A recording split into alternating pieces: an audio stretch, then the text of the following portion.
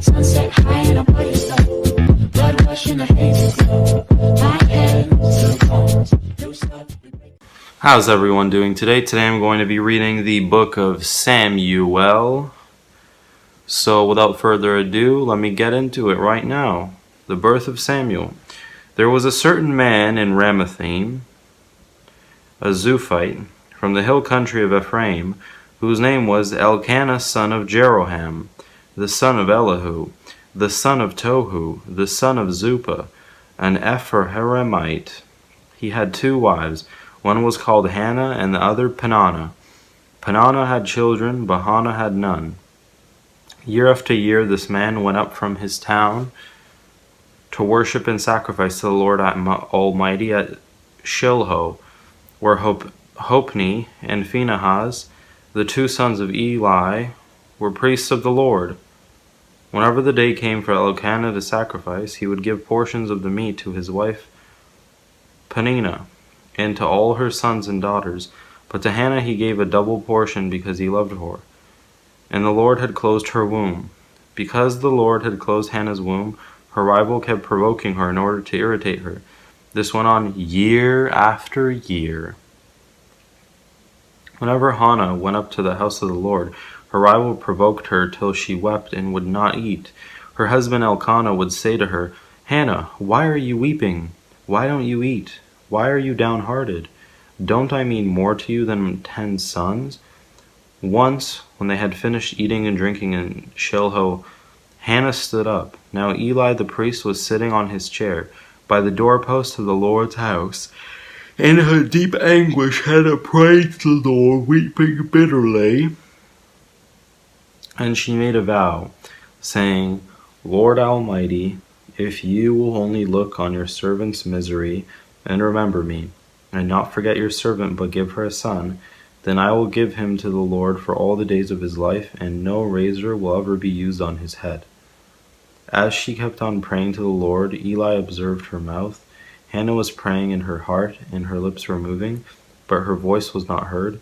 Eli thought she was drunk, and said to her, "How long are you going to stay drunk? Put away your wine." "Not so, my lord," Hannah replied. "I am a woman who is deeply troubled. I have not been drinking wine or beer. I was pouring out my soul to the Lord. Not take your servant for a wicked woman.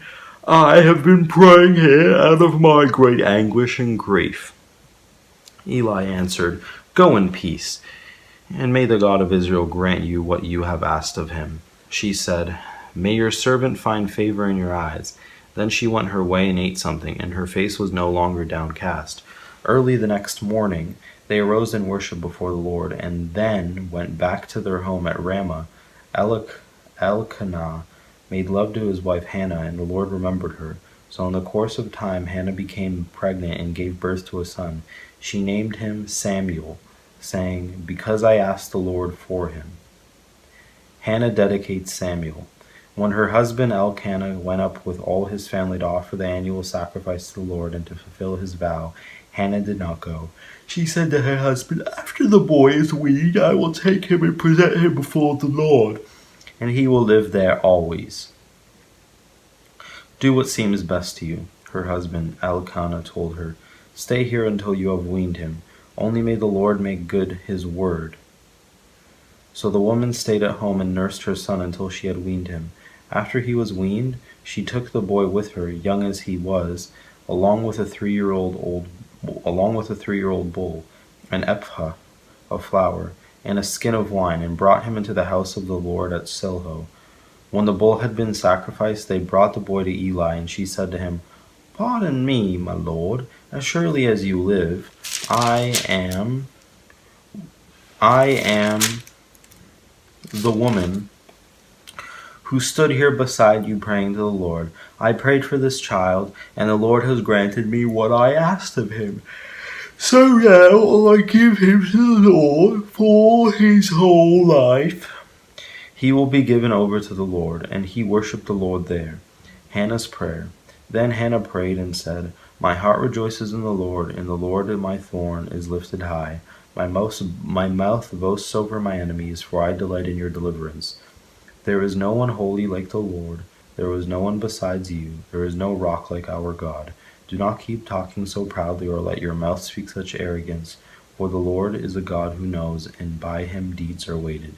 The bows of the warriors are broken, but those who stumble are armed with strength. Those who are full hire themselves out for food, but those who are hungry no more. She was barren, has borne 7 children, but she has had many sons pined away. The Lord brings death and makes alive. He brings down to the grave and raises up. The Lord sends poverty and wealth. He humbles and he exalts. He raises the poor from the dust and lifts the needy from the ash heap. He seats them with princes and has them inherit a throne of honor. For the foundations of the earth are the Lord's. On them he has set the world. He will guard the feet of his faithful servants, but the wicked will be silenced in the place of darkness. It is not by strength that one prevails. Those who oppose the Lord will be broken. The Most High will thunder from heaven. The Lord will judge the ends of the earth. He will give strength to his king and exalt the horn of his anointed. Then Elkanah went home to Ramah, but the boy ministered before the Lord under Eli the priest. Eli's wicked sons. Eli's sons were scoundrels. They had no regard for the Lord. Now it was the practice of the priests that, whenever any of the people offered a sacrifice, the priest's servant would come with a 3-pronged fork in his hand while the meat was being boiled, and would plunge the fork into the pan or kettle or cauldron or pot. Whatever the fork brought up, the priest would take for himself. This is how they treated all the Israelites who came to Shiloh. But even before that, the fat was burned, the priest's servant would come and say to the person who was sacrificing, "Give the priest some meat to roast. He won't accept boiled meat from you, but only raw." If the person said to him, "Let the fat be burned first, and then take whatever you want," the servant would answer, "No, hand it over now. If you don't, I'll take it by force."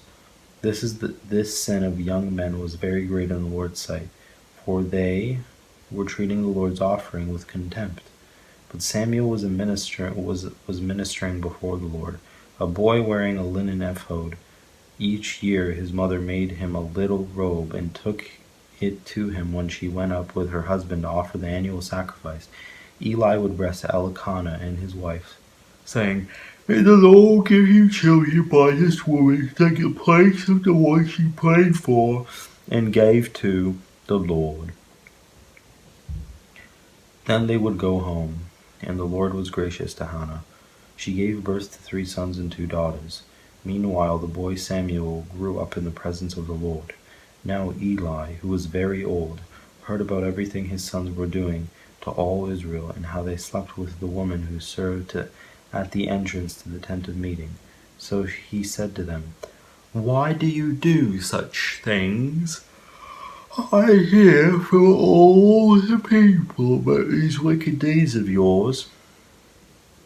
"No, my sons. The report I hear spreading among the Lord's people is not good. If one person sins against the other, God may mediate for the offender. But if anyone sins against the Lord, who will intercede for them?"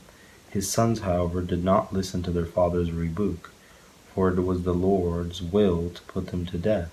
And the boy Samuel continued to grow in stature and in favor with the Lord and with people. Prophecy against the house of Eli. Now a man of God came to Eli and said to him, "This is what the Lord says. Did I not clearly reveal myself to your ancestors' family when they were in Egypt under Pharaoh? I chose your ancestor out of all the tribes of Israel to be my priest, to go up to my altar, to burn incense, and to wear an ephod in my presence. I also gave your ancestors' family all the food offerings presented by the Israelites. Why do you scorn my sacrifice and offering I prescribed for my dwelling? Why do you honor your sons more than me by fattening yourselves on the choice parts of every offering made by my people Israel? Therefore the Lord, the God of Israel, declares, I promised that members of your family would minister before me forever. But now the Lord declares, far be it from me. Those who honor me I will honor, but those who despise me will be disdained.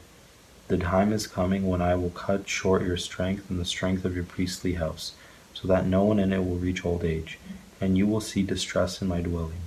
Although good will be done to Israel, no one in your family line will ever reach old age. Every one of you that I do not cut off from serving at my altar, I will spare only to destroy your sight and sap your strength, and all your descendants will die in the prime of life. And what happens to your two sons, Hophni and Phinehas, will be assigned to you. They will both die on the same day. I will raise up for myself a faithful priest, who will do according to what is in my heart and mind. I will firmly establish his priestly house, and they will minister before my anointed one always. Then everyone left in your family line will come and bow down before him for a piece of silver and a loaf of bread and plead, "Appoint me to some priestly office, so I can have food to eat." The Lord calls Samuel. The boy Samuel ministered before the Lord under Eli. In those days the word of the Lord was rare. There were not many visions. One night Eli, whose eyes were becoming so weak that he can barely see, was lying down in his usual place. The lamp of God had not yet gone out, and Samuel was lying down in the house of the Lord, where the ark of God was. Then the Lord called Samuel. Samuel answered, "Here I am." And he ran to Eli and said, "Here I am. You called me." But Eli said, "I did not call. Go back and lie down." So he went and lay down. Again the Lord called, "Samuel." And Samuel got up and went to Eli and said, "Here I am. You called me." "My son," Eli said, "I did not call. Go back and lie down." Now Samuel did not know the Lord, the word of God. The word of the Lord had not yet been revealed to him. A third time the Lord called, "Samuel." And Samuel got up and went to Eli and said, "Here I am. You called me." Then Eli realized the Lord was calling the boy. So Eli told Samuel, "Go and lie down, and if he calls you, say, 'Speak, Lord, for your servant is listening.'" So Samuel went and lay down in his place. The Lord came and stood there, calling as at the other times, "Samuel, Samuel." Then Samuel said, "Speak, for your servant is listening." And the Lord said to Samuel, "See, I am about to do something in Israel that will make the ears of everyone who hears about it tingle. At that time I will carry out against Eli everything I spoke against his family from beginning to end. For I told him that I would judge his family forever because of the sin he knew about. His sons blasphemed God, and he failed to restrain them. Therefore I swore to the house of Eli, the guilt of Eli's house will never be atoned for by sacrifice or offering." Samuel lay down until morning and then opened the doors of the house of the Lord. He was afraid to tell Eli the vision, but Eli called him and said, "Samuel, my son." Samuel answered, "Here I am." "What was it he said to you?" Eli asked. "Do not hide it from me. May God deal with you, be it ever so severely, if you hide from me anything he told you." So Samuel told him everything, hiding nothing from him. Then Eli said, "He is the Lord. Let him do what is good in his eyes." The Lord was with Samuel as he grew up, and he let none of Samuel's words fall to the ground. And all Israel from Dan to Beersheba recognized that Samuel was attested as a prophet of the Lord. The Lord continued to appear at Silo, and there he revealed himself to Samuel through his word. And Samuel's word came to all Israel. The Philistines captured the ark. Now the Israelites went out to fight against the Philistines. The Israelites camped at Ebenezer, and the Philistines at Aphek. Philistines deployed their forces to meet Israel as the battle spread. Israel was defeated by the Philistines, who killed about 4,000 of them on the battlefield. When the soldiers returned to the camp, the elders of Israel asked, "Why did the Lord bring defeat on us today before the Philistines? Let us bring the ark of the Lord's covenant from Silo, so that he may go with us and save us from the hand of our enemies." So the people sent men to Silo, and they brought back the ark of the covenant of the Lord Almighty, who was enthroned between the Shubarim. And Eli's two sons, Hophni and Phinehas, were there with the ark of the covenant of God. When the ark of the Lord's covenant came into the camp, and all Israel raised such a great shout that the ground shook, Hearing the uproar, the Philistines asked, "What's all this shouting in the Hebrew camp?" When they learned that the ark of the Lord had come into the camp, the Philistines were afraid. A god has come into the camp, they said. "Oh no, nothing like this has happened before. We're doomed. Who will deliver us from the hand of these mighty gods? They are the gods who struck the Egyptians with all kinds of plagues in the wilderness. Be strong, Philistines, by men, or you will be subject to the Hebrews as they have been to you. Be men and fight." So the Philistines fought, and the Israelites were defeated, and every man fled to his tent. The slaughter was very great. Israel lost 30,000 foot soldiers. The ark of God was captured, and Eli's two sons, Hophni and Phinehas, died. Death of Eli. That same day a Benjamite ran from the battle line and went to Silho with his clothes torn and dust on his head. When he arrived, there was Eli sitting on his chair by the side of the road, watching, because his heart feared for the ark of God. When the man entered the town and told what had happened, the whole town sent up a cry. Eli heard the outcry and asked, "What is the meaning of this uproar?" The man hurried over to Eli, who was 98 years old, and whose eyes had failed so that he could not see. He told Eli, "I have just come from the battle line. I fled from it this very day." Eli asked, "What happened, my son?" The man who brought the news replied, "Israel fled before the Philistines, and the army has suffered heavy losses. Also, your two sons, Hophni and Phinehas, are dead, and the ark of God has been captured." When he mentioned the ark of God, Eli fell backward off his chair by the side of the gate. His neck was broken, and he died. For he was an old man, and he was heavy. He had led Israel 40 years. His daughter-in-law, the wife of Phinehas, was pregnant and near the time of delivery. When she heard the news that the ark of God had been captured and that her father-in-law and her husband were dead, she went into labor and gave birth, but she was overcome by her labor pains. As she was dying, the woman attending her said, "Don't despair, you have given birth to a son." But she did not respond or pay any attention. She named the boy Ichabod, saying, "The glory has departed from Israel." Because of the capture of the ark of God and the deaths of her father-in-law and her husband, she said, "The glory has departed from Israel, for the ark of God has been captured." The ark in Ashdod and Ekron. After the Philistines had captured the ark of God, they took it from Ebenezer to Ashdod. Then they carried the ark into Dagon's temple and set it beside Dagon. When the people of Ashdod rose early the next day, there was Dagon, fallen on his face on the ground before the ark of the Lord. They took Dagon and put him back in his place. But the following morning when they rose, there was Dagon, fallen on his face on the ground before the ark of the Lord. His head and hands had been broken off and were laying in his threshold. Only his body remained. That is why to this day neither the priests of Dagon nor any others who enter Dagon's temple at Ashdod step on the threshold. The Lord's hand was heavy on the people of Ashdod and its vicinity. He brought devastation on them and afflicted them with tumors. When the people of Ashdod saw what was happening, they said, "The ark of God of Israel must not stay here with us, because his hand is heavy on us and on Dagon our God." So they called together all the rulers of Philistines and asked them, "What shall we do with the ark of the God of Israel?" They answered, "Have the ark of the God of Israel moved to Gath."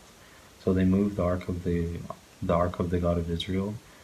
But after they had moved it, the Lord's hand was against that city, throwing it into a great panic. He afflicted the people of the city, both young and old, with an outbreak of tumors. So they sent the ark of the God to Ekron. As the ark of the God was entering Ekron, the people of Ekron cried out, "They have brought the ark of God of Israel around to us to kill us and our people." So they called together all the rulers of Philistines and said, "Send the ark of the God of Israel away. Let it go back to its own place, or it will kill us and our people." For death had filled the city with panic. God's hand was very heavy on it. Those who did not die were afflicted with tumors, and the outcry of the city went up to heaven. The ark returned to Israel. When the ark of the Lord had been in the Philistine territory 7 months, the Philistine called for priests and the diviners and said, "What shall we do with the ark of the Lord? Tell us how we should send it back to its place." They answered, "If you return the ark of the God of Israel, do not send it back to him without a gift. By all means send a guilt offering to him. Then you will be healed, and you will know why his hand has not been lifted from you. The Philistines asked, what guilt offering should we send to him? They replied, 5 gold tumors and 5 gold rats, according to the number of Philistine rulers, because the same plague has struck both you and your rulers. Make models of the tumors and of the rats that are destroying the country, and give glory to Israel's God. Perhaps he will lift his hand from you and your gods and your land. Why do you harden your hearts as the Egyptians and Pharaoh did? When Israel's God dealt harshly with them, did they not send the Israelites out so they could go on their way? Now then, get a new cart ready with 2 cows that have been calved and never been yoked. Hitch the cows to the cart, but take their calves away and pen them up. Take the ark of the Lord and put it on the cart, and in a chest beside it put the gold objects you are sending back to him as a guilt offering. Send it on its way, but keep watching it. If it goes up to its own territory, toward Beth Shemesh, then the Lord has brought this great disaster on us. But if it does not, then we will know that it was not his hand that struck us, but that it happened to us by chance. So they did this. They took 2 such cows and hitched them to the cart and penned up their calves. They placed the ark of the Lord on the cart, and along with it the chest containing the gold rats and the models of the tumors. Then the cows went straight up toward Beth Shemesh, keeping on the road and lowing all the way. They did not turn right or to the left. The rulers of the Philistines followed them as far as the border of Beth Shemesh. Now the people of Beth Shemesh were harvesting their wheat in the valley, and when they looked up and saw the ark, they rejoiced at the sight. The cart came to the field of Joshua of Beth Shemesh, and there it stopped beside a large rock. The people chopped up the wood of the cart and sacrificed the cows as a burnt offering to the Lord. The Levites took down the ark of the Lord, together with the chest containing the gold objects, and placed them on the large rock. On that day the people of Beth Shemesh offered burnt offerings and made sacrifices to the Lord. The 5 rulers of the Philistines saw all this, and then returned that same day to Ekron. These are the gold tumors the Philistines sent as a guilt offering to the Lord, 1 each for Ashdod, Gaza, Ashkelon, Gath, and Ekron. And the number of the gold rats was according to the number of Philistine towns belonging to the 5 rulers, the fortified towns with their country villages.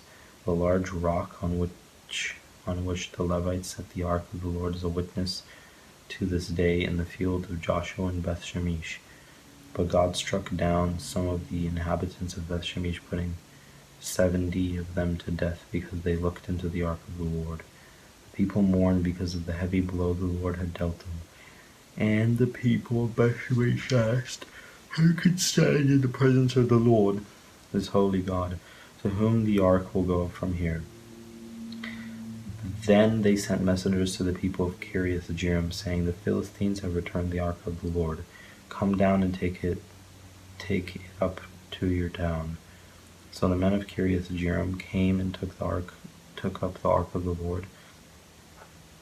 And they brought it to Abijam's house on the hill, and consecrated Eleazar his son to guard the ark of the Lord. The ark remained at Kiriath-Jearim for a long time, 20 years in all. Samuel subdues the Philistines at Mizpah. Then all the people of Israel turned back to the Lord. So Samuel said to all the Israelites, if you are returning to the Lord with all your hearts, then rid yourselves of the foreign gods and the Ashtoreths, and commit yourselves to the Lord and serve him only, and he will deliver you out of the hands of the Philistines. So the Israelites put away their Baals and Ashtoreths and served the Lord only. Then Samuel said, assemble all Israel at Mizpah, and I will intercede with the Lord for you. When they had assembled at Mizpah, they drew water and poured it out before the Lord. On that day they fasted, and there they confessed, we have sinned against the Lord. Now Samuel was serving as leader of Israel at Mizpah. When the Philistines heard that Israel had assembled at Mizpah, the rulers of the Philistines came up to attack them.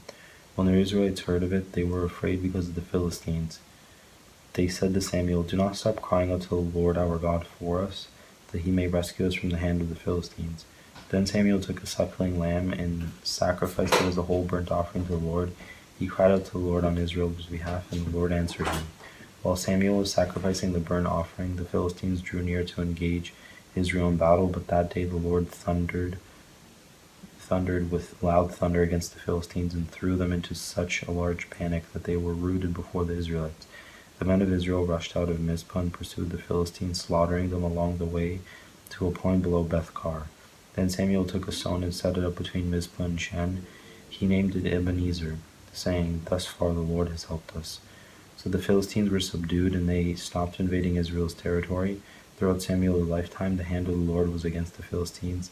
The towns from Ekron to Gath that the Philistines had captured from Israel were restored to Israel, and Israel delivered the neighboring territory from the hands of the Philistines, when there was peace between Israel and the Amorites. Samuel continued as Israel's leader all the days of his life. From year to year he went on a circuit from Bethel to Gilgal to Mizpah, judging Israel in all those places, but he always went back to Ramah, where his home was, and there he also held court for Israel. And he built an altar there to the Lord. Israel asked for a king. When Samuel grew old, he appointed his sons as Israel's leaders. The name of his firstborn was Joel, and the name of his second was Abijah, and they served at Beersheba. But his sons did not follow his ways. They turned aside after dishonest gain and accepted bribes and perverted justice. So all the elders of Israel gathered together and came to Samuel at Ramah, and they said to him, "You are old, and your sons do not follow your ways. Now appoint a king to lead us, such as all the other nations have." But when they said, "Give us a king to lead us," they displeased Samuel. So he prayed to the Lord, and the Lord told him, "Listen to all the people are saying to you. It is not that they have rejected, but they have rejected me as their king, as they have done from the day I brought them up out of Egypt until this day, forsaking me and serving other gods. So they are doing to you. Now listen to them, but warn them solemnly and let them know what the king who will reign over them will claim as his rights." Samuel told all the words of the Lord to the people who were asking him for a king. He said, "This is what the king who will reign over you will claim as his rights. He will take your sons and make them serve with his chariots and horses, and they will run in front of his chariots. Some he will assign to be his commanders of thousands and commanders of 50s, and others to plow his grain and reap his harvest, and still others to make weapons of war and equipment for his chariots. He will take your daughters to be perfumers and cooks and bakers. He will take the best of your fields and vineyards and olive groves and give them to his attendants. He will take a tenth of your grain and of your vintage and give it to his officials and attendants, your male and female servants, and the best of your cattle. And donkeys he will take for his own use. He will take a tenth of your flocks, and you yourselves will become his slaves. When that day comes, you will cry out for relief from the king you have chosen, but the Lord will not answer you in that day." But the people refused to listen to Samuel. "No," they said, "we want a king over us. Then we will be like all the other nations, with a king to lead us and to go up before us and fight our battles." When Samuel heard all the people said, he repeated it before the Lord. The Lord answered, "Listen to them and give them a king." Then Samuel said to the Israelites, "Everyone go back to your own town." Samuel anoints Saul. There was a Benjamite, a man standing, whose name was Kish, son of Abiel, the son of Zior, the son of Bechorath, the son of Aphiah of Benjamin. Kish had a son named Saul, a handsome young man as could be found anywhere in Israel, and he was a head taller than anyone else. Now the donkeys belonging to Saul's father Kish were lost, and Kish said to his son Saul, "Take one of the servants with you and go and look for donkeys." So he passed through the hill country of Ephraim and through the area around Shalishiah, but they did not find them. They went on to the district of Shalom, but the donkeys were not there. Then he passed through the territory of Benjamin, but they did not find them. When they reached the district of Zuph, Saul said to the servant who was with him, Come, let's go back, or my father will stop thinking about the donkeys and start worrying about us." But the servant replied, "Look, in this town there is a man of God. He is highly respected, and everyone he says comes true. Let's go there now. Perhaps he will tell us what way to take." Saul said to his servant, "If we go, what can we give the man? The food in our sacks is gone. We have no gift to take to the man of God. What do we have?" The servant answered him again. "Look," he said, "I have a quarter of a shekel of silver. I will give it to the man of God so that he will tell us what way to take." Formerly in Israel, if someone went to inquire of God, they would say, "Come, let us go to the seer," because of the prophet of today used to be called a seer. "Good," Saul said to his servant, "Come, let's go." So they set out for the town where the man of God was. As they were going up the hill to the town, they met some young women coming out to draw water, and they asked them, "Is the seer here?" "He is," they answered. "He's ahead of you. Hurry now. He has come to our town today, for the people have sacrificed at the high place. As soon as you enter the town, you will find him before he goes up to the high place to eat. The people will not begin eating until he comes, because he must bless the sacrifice. Afterward, those who are invited will eat. Go up now. You should find him about this time." They went up to the town, and as they were entering it, there was Samuel, coming toward them on his way up to the high place. Now the day before Saul came, the Lord had revealed this to Samuel. "About this time tomorrow I will send you a man from the land of Benjamin. Anoint him ruler over my people Israel. He will deliver them from the land of the Philistines. I have looked on my people, for their cry has reached me." When Samuel caught sight of Saul, the Lord said to him, "This is the man I spoke to you about. He will govern my people." Saul approached Samuel in the gateway and asked, "Would you please tell me where the seer's house is?" "I am the seer," Samuel replied. "Go up ahead of me to the high place, for today you are to eat with me. In the morning I will send you on your way and will tell you all that is in your heart. As for the donkeys you lost 3 days ago, do not worry about them. They have been found. And to whom is all the desire of Israel turned, if not to you and your whole family line?" Saul answered, "But I am not a Benjamite, from the smallest tribe of Israel, and is not my clan the least of all the clans of the tribe of Benjamin? Why do you say such a thing to me?" Then Samuel brought Saul and his servant into the hall and seated them at the head of those who were invited, about 30 in number. Samuel said to the cook, "Bring the piece of meat I gave you, the one I told you to lay aside." So the cook took up the thigh with what was on it and set it in front of Saul. Samuel said, "Here is what has been kept for you. Eat, because it was set aside for you for this occasion from the time I said, 'I have invited guests.'" And Saul dined with Samuel that day. After they came down from the high place to the town, Samuel talked with Saul on the roof of his house. They rose about daybreak, and Samuel called to Saul on the roof, "Get ready, and I will send you on your way." When Saul got ready, he and Samuel went outside together. As they were going down to the edge of the town, Samuel said to Saul, "Tell the servant to go on ahead of us." And the servant did so. "But you stay here for a while, so that I may give you a message from God." Then Samuel took a flask of olive oil and poured it on Saul's head and kissed him, saying, "Has not the Lord anointed you ruler over his inheritance? When you leave me today, you will meet 2 men near Rachel's tomb at Zelzah on the border of Benjamin. They will say to you, 'The donkeys you set out to look for have been found, and now your father has stopped thinking about them and is worried about you. He is asking, "What shall I do about my son?" Then you will go on from there until you reach the great T of Tabor.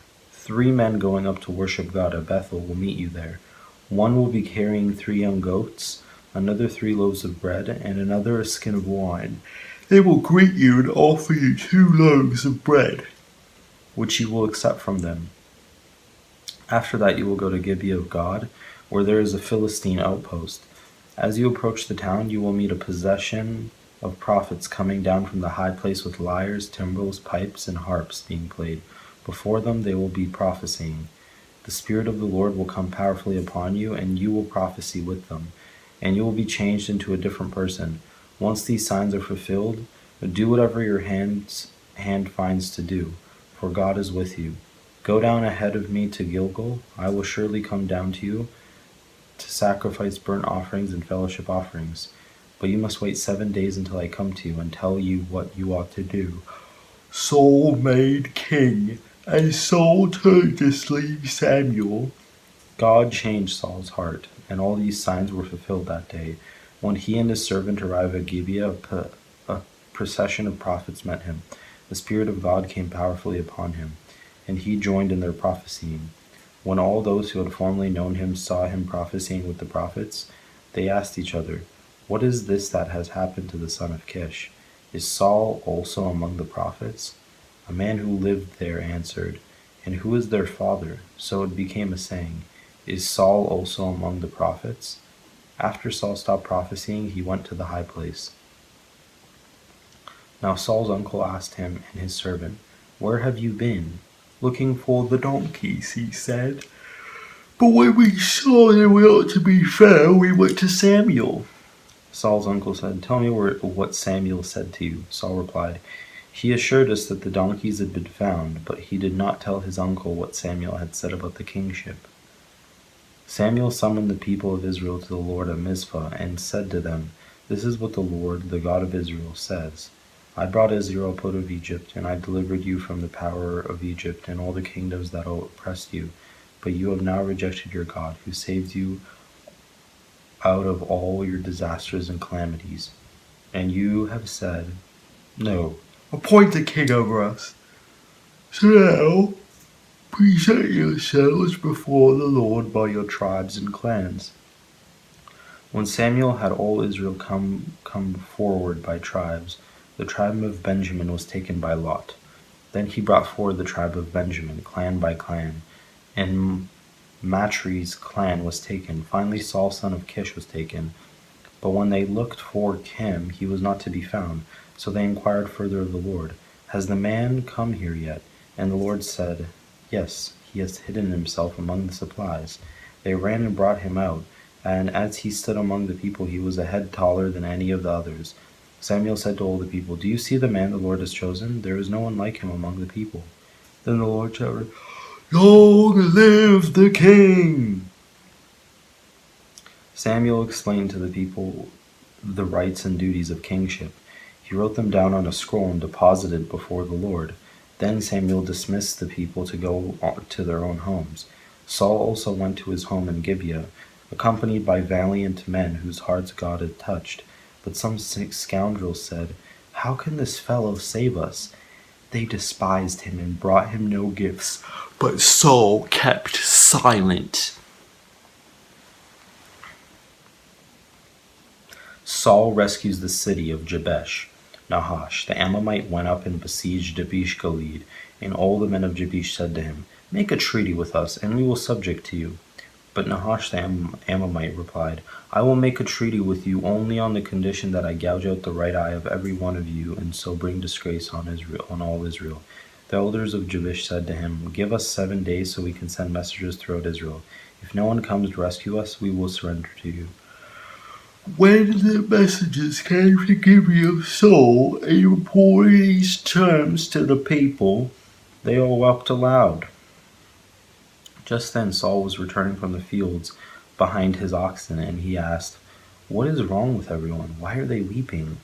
Then they repeated to him what the men of Jabesh had said. When Saul heard their words, the Spirit of God came powerfully upon him, and he burned with anger.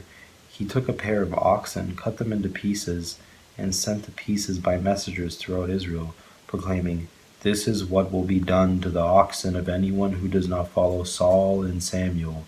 Then the terror of the Lord fell on the people, and they came together as one. When Saul mustered them at Bezek, the men of Israel numbered 300,000, and those of Judah 30,000. They told the messengers who had come, "Say to the men of Jabesh-Gilead, by the time the sun is hot tomorrow, you will be rescued." When the messengers went and reported this to the men of Jabesh, they were elated. They said to the Ammonites, "Tomorrow we will surrender to you, and you can do to us whatever you like." The next day Saul separated his men into 3 divisions. During the last watch of the night, they broke into the camp of the Ammonites and slaughtered them until the heat of the day. Those who survived were scattered, so that no 2 of them were left together. Saul confirmed as king. The people then said to Samuel, "Who was it that asked, 'Shall Saul reign over us?' Turn these men over to us so that we may put them to death." But Saul said, "No one will be put to death today, for this day the Lord has rescued Israel." Then Samuel said to the people, "Come, let us go to Gilgal and there renew the kingship."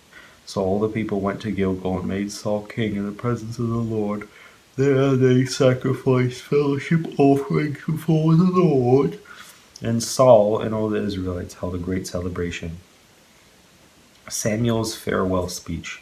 Samuel said to all Israel, "I have listened to everything you said to me, and have set a king over you. Now you have a king as your leader.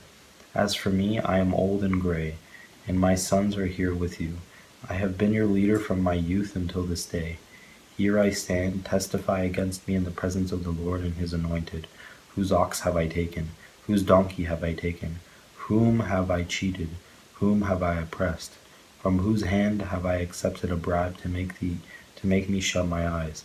If I have done any of these things, I will make it right. You have not cheated or oppressed us, they replied. You have not taken anything from anyone's hand. Samuel said to them, The Lord is witness against you, and also his anointed is witness this day, that you have not found anything in my hand. He is witness, they said. Then Samuel said to the people, Is it the Lord who appointed Moses and Aaron and brought your ancestors up out of Egypt? Now then, stand here, because I am going to confront you with evidence before the Lord as to all the righteous acts performed by the Lord for you and your ancestors. After Jacob entered Egypt, they cried to the Lord for help. And the Lord sent Moses and Aaron, who brought your ancestors out of Egypt and settled them in this place. But they forgot the Lord their God, so he sold them into the hand of Sisera, the commander of the army of Hazor, and into the hands of the Philistines and the king of Moab, who fought against them. They cried out to the Lord and said, We have sinned, we have forsaken the Lord and served the Baals and the Ashtoreths.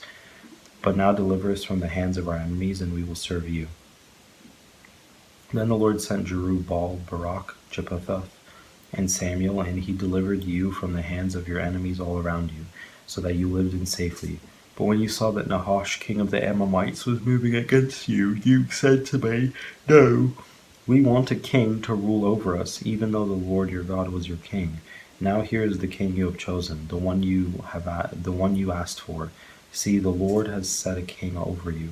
If you fear the Lord and serve and obey him, and do not rebel against his commands, and if both you and the king who reigns over you follow the Lord your God, good. But if you do not obey the Lord, and if you rebel against his commands, his hand will be against you as it was against your ancestors. Now then, stand still and see this great thing the Lord is about to do before your eyes. Is it not wheat harvest now? I will call on the Lord to send thunder and rain, and you will realize what an evil thing you did in the eyes of the Lord when you asked for a king. Then Samuel called on the Lord, and that same day the Lord sent thunder and rain. So all the people stood in awe of the Lord and of Samuel. The people all said to Samuel, Pray to the Lord your God for your servants, so that we will not die. For we have added to all our other sins the evil of asking for a king. Do not be afraid, Samuel replied. You have done all this evil, yet do not turn away from the Lord, but serve the Lord with all your heart. Do not turn away after useless idols. They can do you no good, nor can they rescue you, because they are useless. For the sake of this great name, the Lord will not reject his people, because the Lord was pleased to make you his own. As for me, far be it from me that I should sin against the Lord by failing to pray for you, and I will teach you the way that is good and right. But be sure to fear the Lord and serve him faithfully with all your heart. Consider what great things he has done for you. Yet if you persist in doing evil, both you and your king will perish. Samuel rebuked Saul. Saul was 30 years old when he became king, and he reigned over Israel 42 years. Saul chose 300,000 men from Israel. 2,000 were with him at Michmash and in the hill country of Bethel, and 1,000 were with Jonathan at Gibeon Benjamin. The rest of the men he sent back to their homes. Jonathan attacked the Philistine outpost at Geba, and the Philistines heard about it. Then Saul had sent the trumpet blown throughout the year and said, Let the Hebrews hear. So all Israel heard the news. Saul has attacked the Philistine outpost, and now Israel has become obnoxious to the Philistines.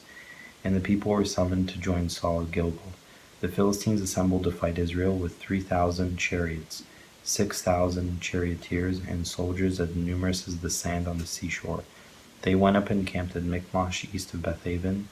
When the Israelites saw that their situation was critical and that their army was hard-pressed, they hid in caves and thickets among the rocks, and in pits and cisterns. Some Hebrews even crossed the Jordan to the land of Gad and Gilead. Saul remained at Gilgal, and all the troops with him were quaking with fear. He waited 7 days, the time set by Samuel, but Samuel did not come to Gilgal, and Saul's men began to scatter. So he said, Bring me the burnt offering and the fellowship offerings. And Saul offered up the burnt offering. Just as he finished making the offering, Samuel arrived, and Saul went out to greet him. What have you done? Asked Samuel. Saul replied, When I saw that the men were scattering, and that you did not come at the set time, and that the Philistines were assembling at Michmash, I thought, now the Philistines were come down against me at Gilgal, and I have not sought the Lord's favor, so I felt compelled to offer the burnt offering. You have done a foolish thing, Samuel said. You have not kept the command the Lord your God gave you. If you had, you would have established your kingdom over Israel for all time. But now your kingdom will not endure. The Lord has sought out a man after his own heart, and appointed him ruler of his people, because you have not kept the Lord's command. Then Samuel left Gilgal and went up to Gibeah and Benjamin, and Saul counted the men who were with him. They numbered about 600. Israel without weapons. Saul and his son Jonathan and the men with him were staying in Gibeah and Benjamin, while the Philistines camped at Michmash. Raiding parties went out from the Philistine camp in 3 detachments. One turned toward Ophrah in the vicinity of Shual, another toward Beth-horon, and the third toward the borderlands overlooking the valley of Zeboim, facing the wilderness. Not a blacksmith could be found in the whole land of Israel, because the Philistines had said, Otherwise the Hebrews will make swords or spears. So all Israel went down to the Philistines to have their plow points, mattocks, axes, and sickles sharpened. The price was 2/3 of a shekel for sharpening plow points and mattocks, 1/3 of a shekel for sharpening forks and axes, and for repointing goads. So on the day of the battle, not a soldier with Saul and Jonathan had a sword or spear in their hand. Only Saul and his son Jonathan had them. Jonathan attacks the Philistines. Now a detachment of Philistines had gone out to the pass at Michmash. One day Jonathan, son of Saul, said to his young armor-bearer, Come, let's go over to the Philistine outpost on the other side. But he did not tell his father. Saul was staying on the outskirts of Gibeah under a pomegranate tree in Migron. With him were about 600 men, among whom was Ahijah, who was wearing an ephod. He was a son of Ichabod's brother, Ahitub, son of Phinehas, the son of Eli, the Lord's priest in Silho. No one was aware that Jonathan had left. On each side of the pass that Jonathan intended to cross to reach the Philistine outpost was a cliff. One was named Bozez and the other Seneh. One cliff stood to the north toward Michmash, the other south toward Geba. Jonathan said to his young armor-bearer, Come, let's go over to the outpost of those uncircumcised men. Perhaps the Lord will act in our behalf. Nothing can hinder the Lord from saving, whether by many or by few. Do all that you have in mind. His armor-bearer said, Go ahead, I am with you, heart and soul. Jonathan said, Come on, then. We will cross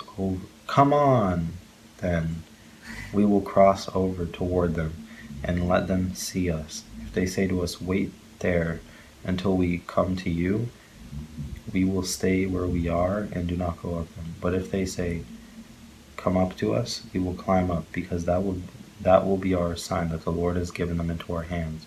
So both of them showed themselves to the Philistine outpost. Look, said the Philistines, the Hebrews are crawling out of the holes that they were hiding in. The men of the outpost shouted to Jonathan and his armor-bearer, Come up to us, and we'll teach you a lesson. So Jonathan said to his armor-bearer, Climb up after me, the Lord has given them into the hand of Israel. Jonathan climbed up using his hands and feet with his armor-bearer right behind him. The Philistines fell before Jonathan, and his armor-bearer followed and killed behind him. In that first attack, Jonathan and his armor-bearer killed some 20 men in an area about half an acre. Israel routs the Philistines. Then panic struck the whole army, those in the camp and field, and those in the outposts and raiding parties, and the ground shook. It was a panic sent by God. Saul's lookouts at Gibeah and Benjamin saw the army melting away in all directions. Then Saul said to the men who were with him, Muster the forces and see who has left us. When they did, it was Jonathan and his armor-bearer who were not there. Saul said to Ahijah, Bring the ark of God. At that time it was with the Israelites. While Saul was talking to the priest, the tumult in the Philistine camp increased more and more. So Saul said to the priest, Withdraw your hand. Then Saul and all his men assembled and went to the battle. They found the Philistines in total confusion, striking each other with their swords. Those Hebrews who had previously been with the Philistines and had got up with them to their camp went over to the Israelites who were with Saul and Jonathan. When all the Israelites who had hidden in the hill country of Ephraim heard that the Philistines were on the run, they joined the battle in hot pursuit. So on that day the Lord saved Israel, and the battle moved on beyond Bethaven. Jonathan eats honey. Now the Israelites were in distress that day because Saul had bound the people under an oath, saying, "Cursed be anyone who eats food before evening comes, before I have avenged myself on my enemies." So none of the troops tasted food. The entire army entered the woods, and there was honey on the ground. When they went into the woods, they saw the honey oozing out, yet no one put his hand to his mouth, because they feared the oath. But Jonathan had not heard that his father had bound the people with the oath, so he reached out the end of his staff that was in his hand and dipped it into the honeycomb. He raised his hand to his mouth, and his eyes brightened. Then one of the soldiers told him, "Your father bound the army under a strict oath, saying, 'Cursed be anyone who eats food today.' That is why the men are faint." Jonathan said, My father has made trouble for the country. See how my eyes brightened when I tasted a little of his honey.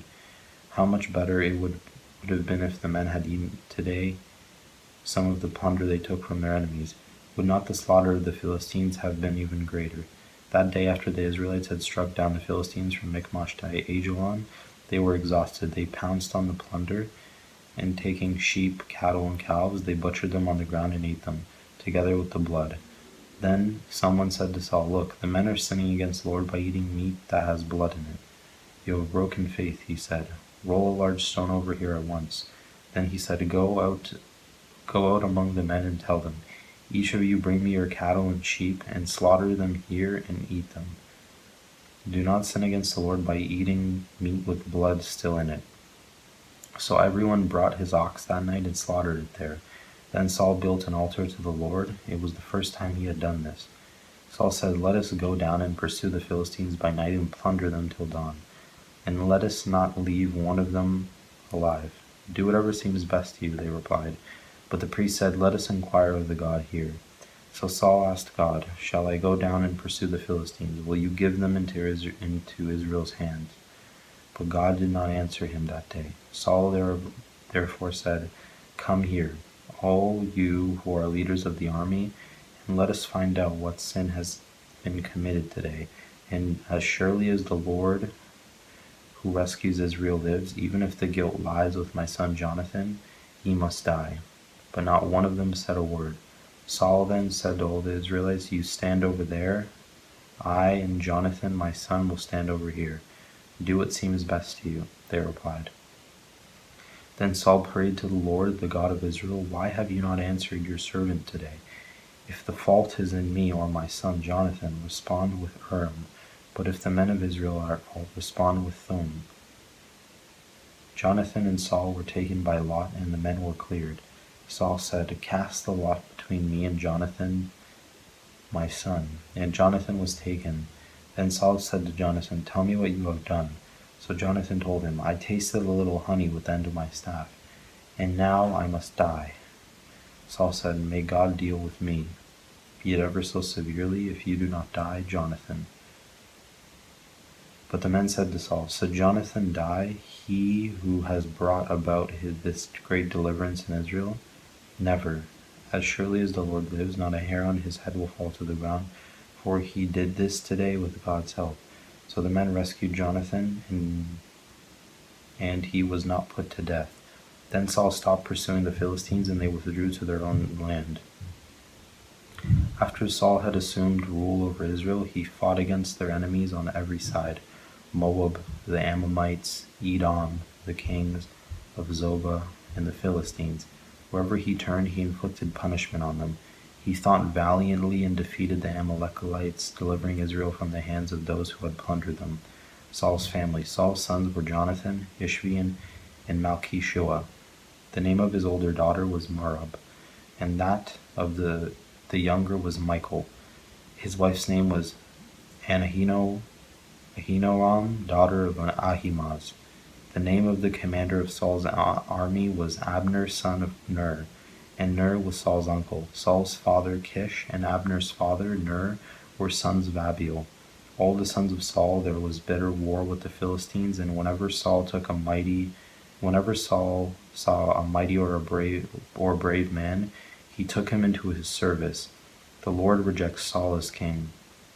Samuel said to Saul, I am the one the Lord sent to anoint you king over his people Israel. So listen now to the message from the Lord. This is what the Lord Almighty says. I will punish the Amalekites for what they did to Israel when they waylaid them as they came up from Egypt. Now go, attack the Amalekites and totally destroy all that belongs to them. Do not spare them. Put to death men and women, children and infants, cattle and sheep, camels and donkeys. So Saul summoned the men and mustered them at Telaim, 200,000 foot soldiers and 10,000 from Judah. Saul went to the city of Amalek and set an ambush in the ravine. Then he said to the Kenites, Go away, leave the Amalekites, so that I do not destroy you along with them. For you showed kindness to all the Israelites when they came up out of Egypt. So the Kenites moved away from the Amalekites. Then Saul attacked the Amalekites all the way from Havilah to Shur, near the eastern border of Egypt. He took Agag, king of the Amalekites, alive, and all his people he totally destroyed with the sword. But Saul and the army spared Agag and the best of the sheep and cattle, the fat calves and lambs, everything that was good. These they were unwilling to destroy completely, but everything that was despised and weak they totally destroyed. Then the word of the Lord came to Samuel, I regret that I have made Saul king, because he has turned away from me, and has not carried out my instructions. Samuel was angry, and he cried out to the Lord all that night. Early in the morning Samuel got up and went to meet Saul, but he was told, Saul has gone to Carmel. There he has set up a monument in his own honor, and has turned and gone down to Gilgal. When Samuel reached him, Saul said, The Lord bless you, I have carried out the Lord's instructions. But Samuel said, What then is this bleating of sheep in my ears? What is this lowing of cattle that I hear? Saul answered, The soldiers brought them from the Amalekites they spared, the best of the sheep and cattle to sacrifice to the Lord your God, but we totally destroyed the rest. Enough! Samuel said to Saul, Let me tell you what the Lord said to me last night. Tell me, Saul replied. Samuel said, Although you were once small in your own eyes, did you not become the head of the tribes of Israel? The Lord anointed you king over Israel, and he sent you on a mission, saying, Wicked people, the Amalekites, wage war against them until you have wiped them out. Why did you not obey the Lord? Why did you pounce on the plunder and do evil in the eyes of the Lord? But I did obey the Lord, Saul said. I went on the mission the Lord assigned me.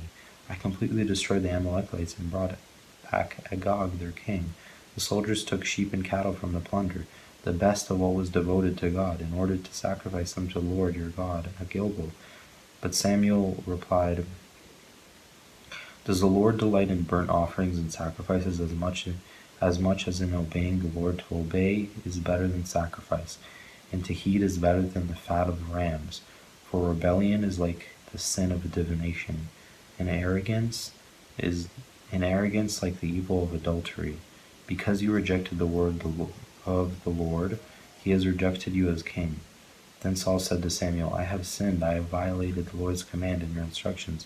I was afraid of the men, and so I gave in to them. Now I beg you, forgive my sin and come back with me, so I may worship the Lord. But Samuel said to him, I will not go back with you. You have rejected the word of the Lord, and the Lord has rejected you as king over Israel. As Samuel turned to leave, Saul caught hold of the hem of his robe, and it tore. Samuel said to him, The Lord has torn the kingdom of Israel from you today, and has given it to one of your neighbors, to one better than you. He who is the glory of Israel does not lie or change his mind, for he is not a human being, that he should change his mind. Saul replied, I have sinned, but please honor me before the elders of my people and before Israel. Come back with me, so I may worship the Lord your God.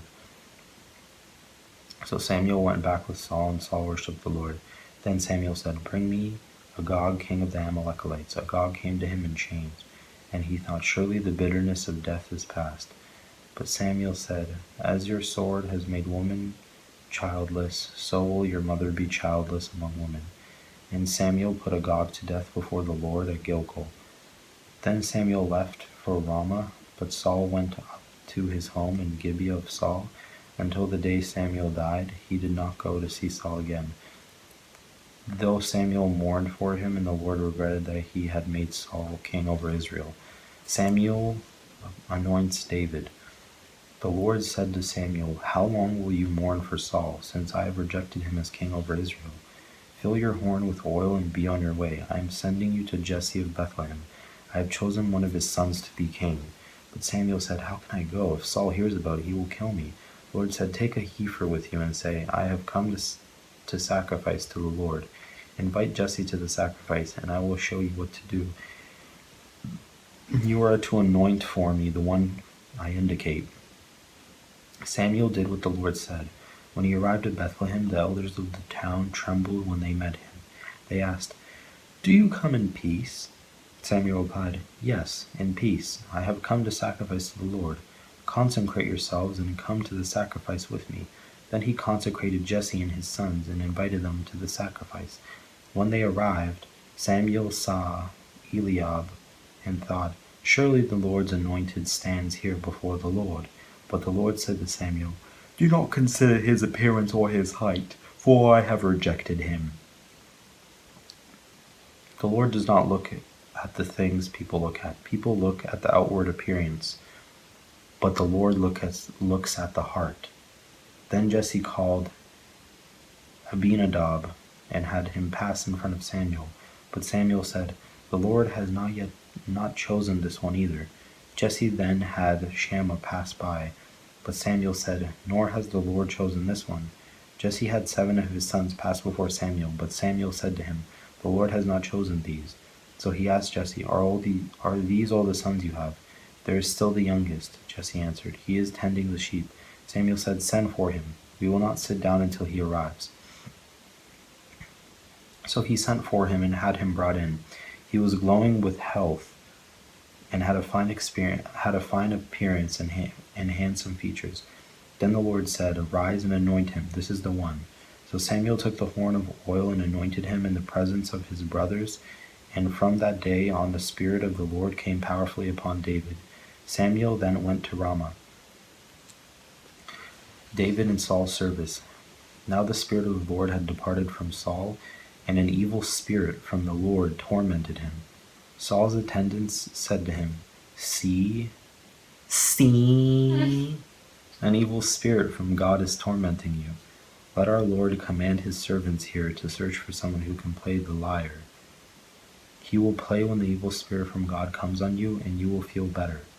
So Saul said to his attendants, "Find someone who plays well and bring him to me." One of the servants answered, "I have seen a son of Jesse of Bethlehem, who knows how to play the lyre. He is a brave man and warrior. He speaks well and is a fine-looking man, and the Lord is with him." Then Saul sent messengers to Jesse and said, "Send me your son David, who is with the sheep." So Jesse took a donkey loaded with bread, a skin of wine, and a young goat, and sent them with his son David to Saul. David came to Saul and entered his service. Saul liked him very much, and David became one of his armor-bearers. Then Saul sent word to Jesse, saying, "Allow David to remain in my service, for I am pleased with him." Whenever the Spirit from God came on Saul, David would take up his lyre and play. Then relief would come to Saul, he would feel better, and the evil spirit would leave him. David and Goliath. Now the Philistines gathered their forces for war and assembled at Soko in Judah. They pitched camp at Ephes-dammim, between Soko and Azekah.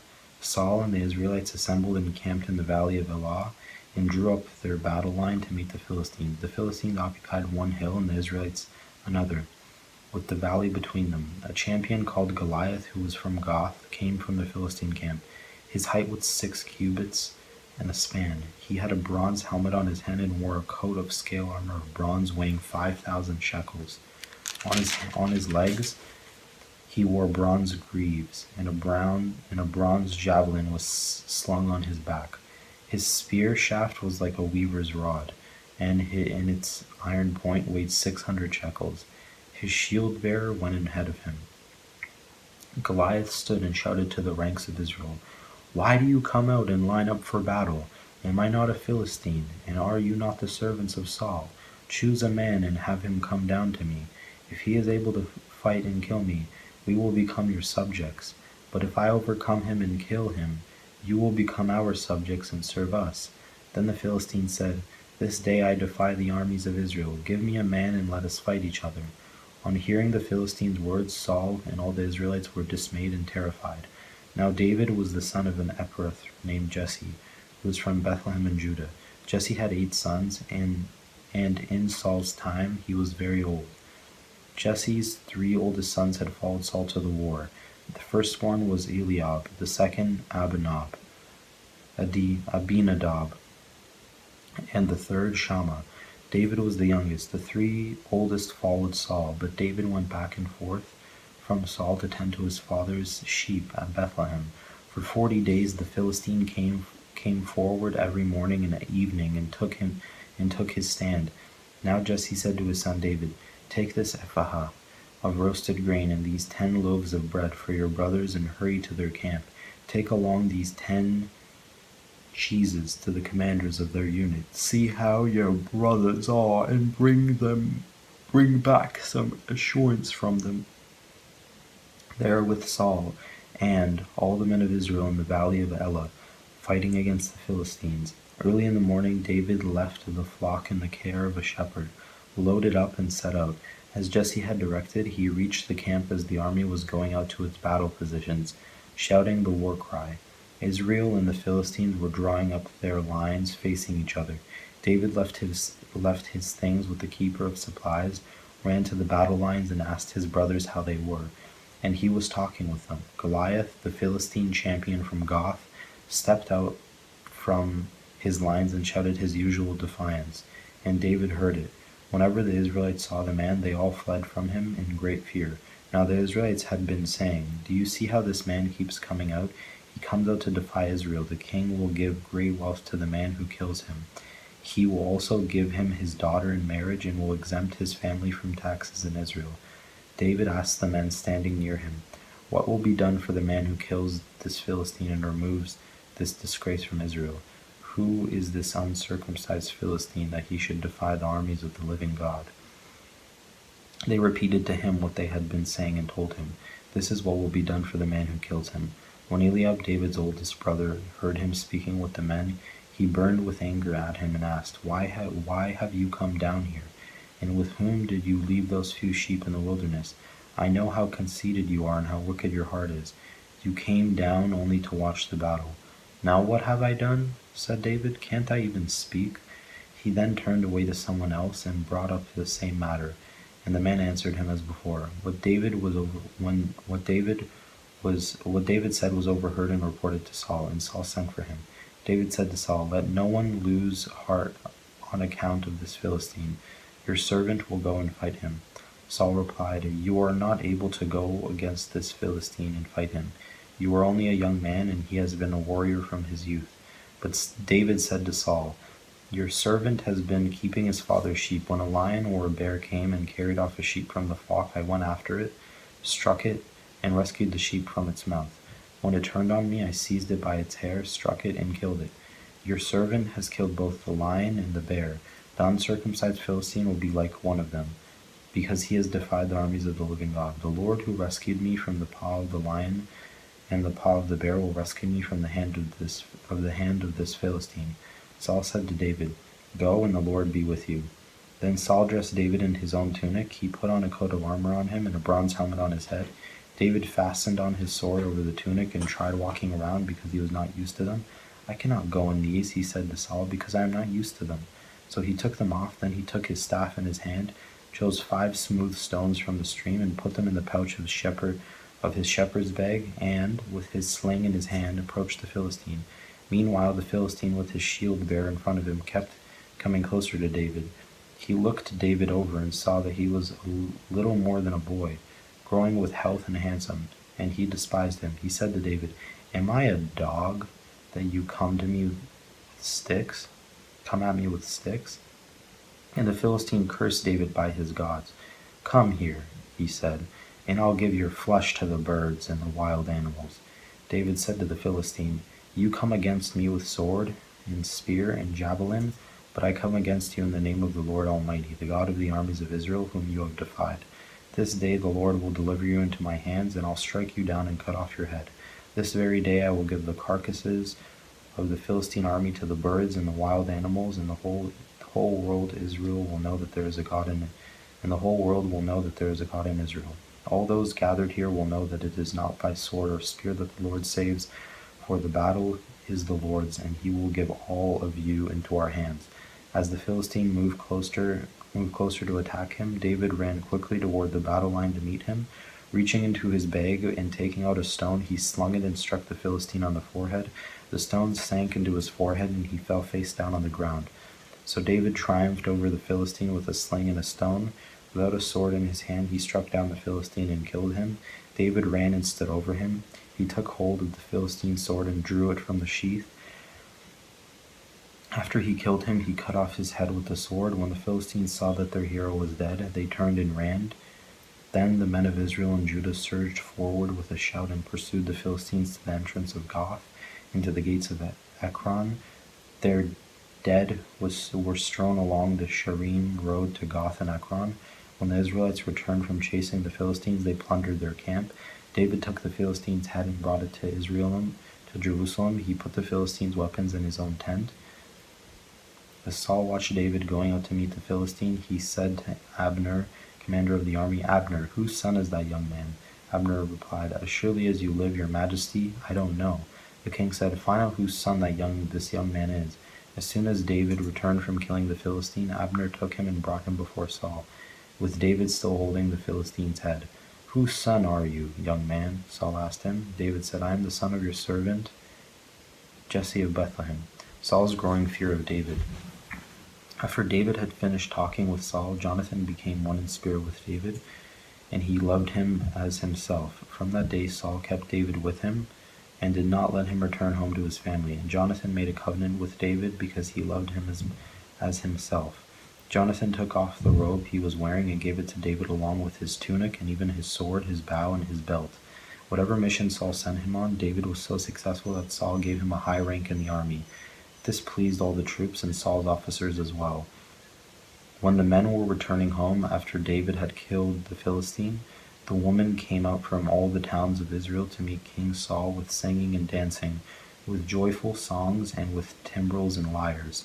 As they danced, they sang, "Saul has slain his thousands, and David his tens of thousands." Saul was very angry. This refrain displeased him greatly. "They have credited David with tens of thousands," he thought, "but me with only thousands? What more can he get but the kingdom?" And from that time on Saul kept a close eye on David. The next day an evil spirit from God came forcefully on Saul. He was prophesying in his house, while David was playing the lyre, as he usually did. Saul had a spear in his hands. He hurled it, saying to himself, "I'll pin David to the wall." But David eluded him twice. Saul was afraid of David, because the Lord was with David but had departed from Saul. So he sent David away from him and gave him command over 1,000 men. And David led the troops in their campaigns, and everything he did, he had great success, because the Lord was with him. When Saul saw how successful he was afraid of him. But all Israel and Judah loved David, because he led them in their campaigns.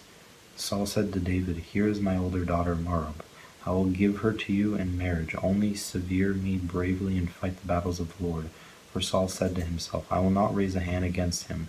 Let the Philistines do that." But David said to Saul, "Who am I, and what is my family or my clan in Israel, that I should become the king's son-in-law?" So when the time came for Merab, Saul's daughter, to be given to David, she was given in marriage to Adriel of Meholah. Now Saul's daughter Michal was in love with David, and when they told Saul about it, he was pleased. "I will give her to him," he thought, "so that she may be a snare to him, and so that the hand of the Philistines may be against him." So Saul said to David, "Now you have a second opportunity to become my son-in-law."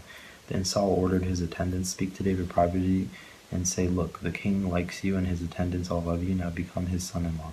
They repeated these words to David, but David said, "Do you think it is a small matter to become the king's son-in-law? I'm only a poor man and little known." When Saul's servants told him what David had said, Saul replied, "Say to David, the king wants no other price for the bride than 100 Philistine foreskins, to take revenge on his enemies." Saul's plan was to have David fall by the hands of the Philistines. When the attendants told David these things, he was pleased to become the king's son-in-law. So before the allotted time elapsed, David took his men with him and went out and killed 200 Philistines and brought back their foreskins. They counted out the full number to the king so that David might become the king's son-in-law. Then Saul gave him his daughter Michal in marriage. When Saul realized that the Lord was with David and that his daughter Michal loved David, Saul became still more afraid of him, and he remained his enemy the rest of his days. The Philistine commanders continued to go to battle, and as often as they did, David met with more success than the rest of Saul's officers, and his name became well known. Saul tries to kill David. Saul told his son Jonathan and all the attendants to kill David, but Jonathan had taken a great liking to David and warned him, "My father Saul is looking for a chance to kill you. Be on your guard tomorrow morning. Go into hiding and stay there. I will go out and stand with my father in the field where you are. I'll speak to him about you and will tell you what I find out." Jonathan spoke well of David to Saul and his father and said to him, "Let not the king do wrong to his servant David. He has not wronged you, and what he has done has benefited you greatly. He took his life in his hand when he killed the Philistine. The Lord won a great victory for all Israel, and you saw it and were glad. Why then would you do wrong to an innocent man like David by killing him for no reason?" Saul listened to Jonathan and took his oath. "As surely as the Lord lives, David will not be put to death." So Jonathan called David and told him the whole conversation. He brought him to Saul, and David was with Saul as before. Once more war broke out, and David went out and fought the Philistines. He struck them with such force that they fled before him. But an evil spirit from the Lord came on Saul as he was sitting in his house with his spear in his hand. While David was playing the lyre, Saul tried to pin him to the wall with his spear, but David eluded him as Saul drove the spear into the wall. That night David made good his escape. Saul sent men to David's house to watch it and to kill him in the morning, but Michal, David's wife, warned him, If you don't run for your life tonight, tomorrow you'll be killed." So Michal let David run through a window, and he fled and escaped. Then Michal took an idol and laid it on the bed, covering it with a garment and putting some goat's hair at the head. When Saul sent the men to capture David, Michal said, "He is ill." Then Saul sent the men to see David and told them, Bring him up to me in his bed so that I may kill him." But when the men entered, there was the idol in the bed. At the head was some goat's hair. Saul said to Michal, "Why did you deceive me like this and send my enemy away so that he escaped?" Michal told him, "He said to me, 'Let me get away. Why should I kill you?'" When David had fled and made his escape, he went to Samuel at Ramah and told him all that Saul had done to him. Then he and Samuel went to Najoth and stayed there. Word came to Saul, "David is in Najoth at Ramah." So he sent men to capture him. But when they saw a group of prophets prophesying with Samuel standing there as their leader, the Spirit of God came on Saul's men, and they also prophesied. Saul was told about it, and he sent more men, and they prophesied too. Saul sent men a third time, and they also prophesied. Finally he himself left for Ramah and went to the great cistern at Sikkim, and he asked, "Where are Samuel and David?" "Over in Naioth and Ramah," they said. So Saul went to Naioth and Ramah, but the Spirit of God came even on him, and he walked along prophesying until he came to Naioth. He stripped off his garments, and he too prophesied in Samuel's presence. He lay naked all that day and all that night, and this is why people say, "Is Saul also among the prophets?" David and Jonathan. Then David fled from Naioth at Ramah and went to Jonathan and asked, "What have I done? What is my crime? How have I wronged your father, that he is trying to kill me?" "Never!" Jonathan replied. "You are not going to die. Look, my father doesn't do anything great or small without letting me know. Why would he hide this from me? Isn't it so?" "It isn't so." But David took an oath and said, "Your father knows very well that I have found favor in your eyes, and he has said to himself, 'Jonathan must know this or he will be grieved.' Yet as surely as the Lord lives, and as you live, there is only a step between me and death." Jonathan said to David, "Whatever you want me to do, I'll do it for you." So David said, "Look, tomorrow it is the new moon feast, and I am supposed to dine with the king. But let me go and hide in the field until the evening of the day after tomorrow. If your father misses me at all, tell him David earnestly asked my permission to hurry to Bethlehem, his hometown, because an annual sacrifice is being made there for his whole clan. If he says, 'Very well,' then your servant is safe. But if he loses his temper, then you can be sure that he is determined to harm me.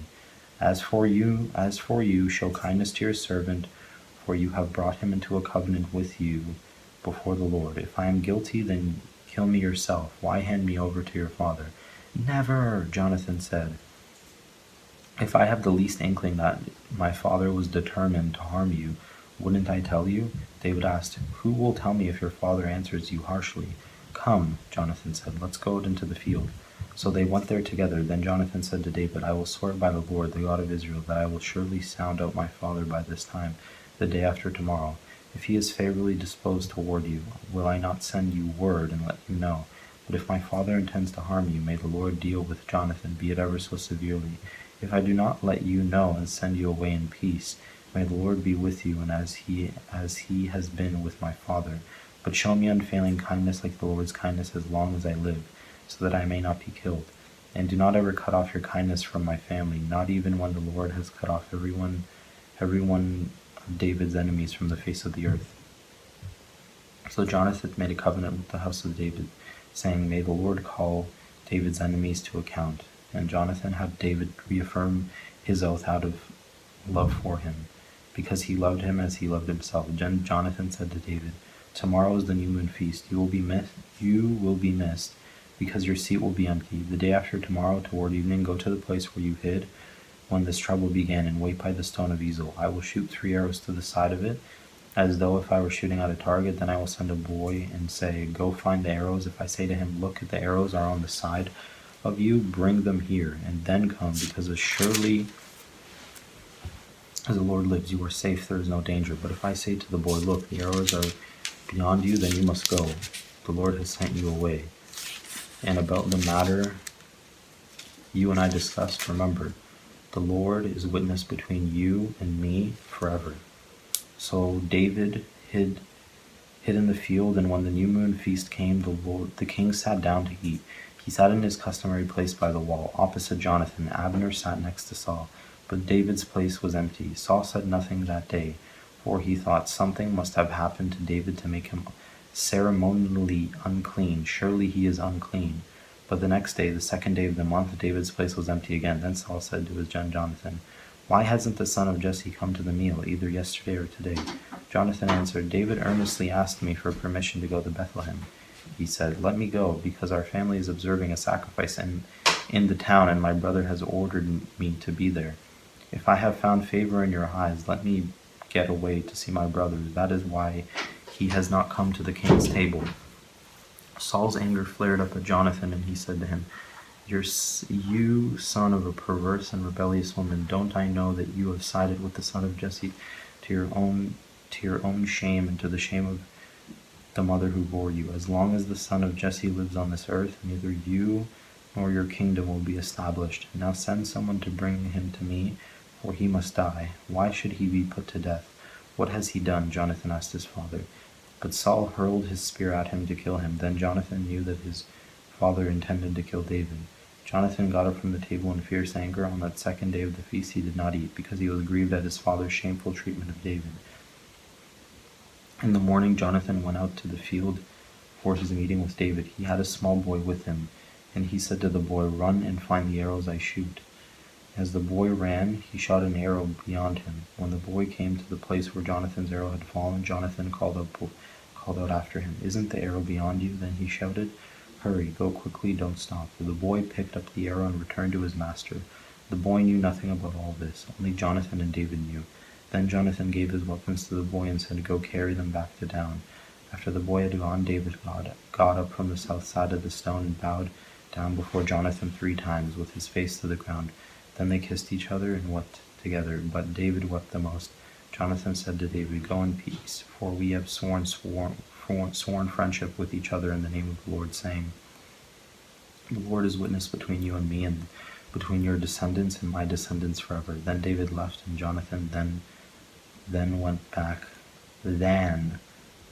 to the town. David at Nob.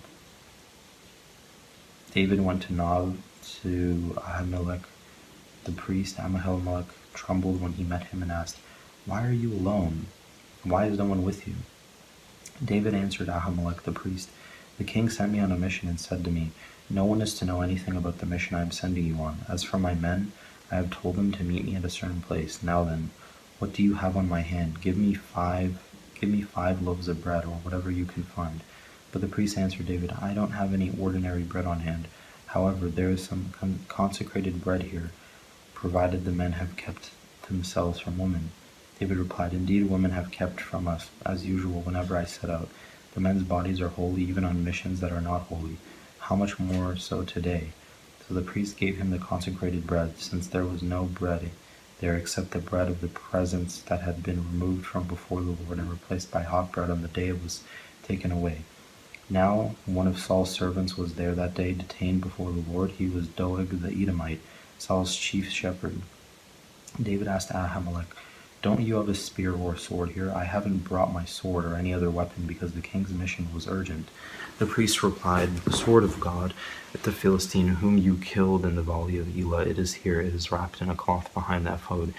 If you want to take it, take it. There is no sword here but that one. David said, There is none like it. Give it to me. David at Gath. That day David fled from Saul and went to Achish, king of Gath. But the servants of Achish said to him, Isn't this David the king of the land? Isn't he the one they sing about in their dances? Saul has slain his thousands, and David his tens of thousands. David took these words to heart and was very much afraid of Achish, king of Gath. So he pretended to be insane in their presence, and while he was in their hands, he acted like a madman, making marks on the doors of the gate and letting saliva run down his beard. Achish said to his servants, Look at the man, he is insane. Why bring him to me? Am I so short of madmen that you have to bring this fellow here to carry on like this in front of me? Must this man come into my house? David at Adullam in Mizpah. David left Gath and escaped to the cave at Adullam. When his brothers and his father's household heard about it, they went down to him there. All those who were in distress or in debt or discontented or gathered around him, and he became their commander. About 400 men were with him. From there David went to Mizpah in Moab and said to the king of Moab, Would you let my father and mother come and stay with you until I learn what God will do for me? So he left them with the king of Moab, and they stayed with him as long as David was in the stronghold. But the prophet God said to David, Do not stay in the stronghold, go in the land of Judah. So David left and went to the forest of Hereth. Saul kills the priests of Nob. Now Saul heard that David and his men had been discovered, and Saul was seated, his spear in hand, under the tamarisk tree on the hill at Gibeah, with all his officials standing at his side. He said to them, Listen, men of Benjamin, will the son of Jesse give all of you fields and vineyards? Will he make all of you commanders of thousands and commanders of hundreds? Is that why you have conspired against me? No one tells me when my son makes a covenant with the son of Jesse. None of you is concerned about me, or tells that my son has incited my servant to lie in wait for me as he does today. But Doeg the Edomite, who was standing with Saul's officials, said, I saw the son of Jesse coming to Ahimelech, son of Ahitub, at Nob. Ahimelech inquired of the Lord for him. He also gave him provisions and the sword of Goliath the Philistine. Then the Lord sent for the priest Ahimelech, son of Ahitub, and all the men of his family, who were the priests of Nob, and they all came to the king. Saul said, Listen now, son of Ahitub. Yes, my lord, he answered. Saul said to him, Why have you conspired against me, you and the son of Jesse, giving him bread and a sword, inquiring of God for him, so that he has rebelled against me and lies in wait for me, as he does today? Ahimelech answered the king, Who of all your servants is as loyal as David, the king's son-in-law, captain of your bodyguard, and highly respected in your household? Was that day the first time I inquired of God for him? Of course not. Let not the king accuse your servant or any of his father's family, for your servant knows nothing at all about his whole affair. But the king said, You will surely die, Ahimelech, you and your whole family. Then the king ordered the guards at his side, Turn and kill the priests of the Lord, because they have too sided with David. They knew he was fleeing, yet they did not tell me.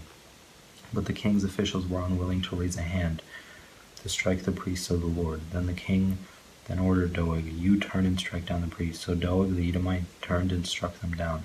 That day he killed 85 of the men who wore the linen ephod.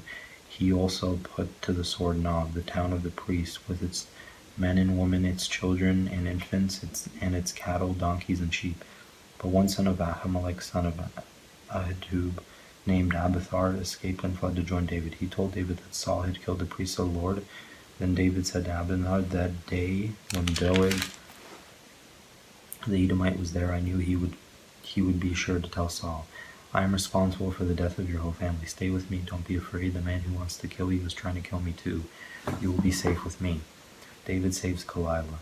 When David was told, look, the Philistines are fighting against Keilah and are looting the threshing floors, he inquired of the Lord, saying, shall I go and attack these Philistines?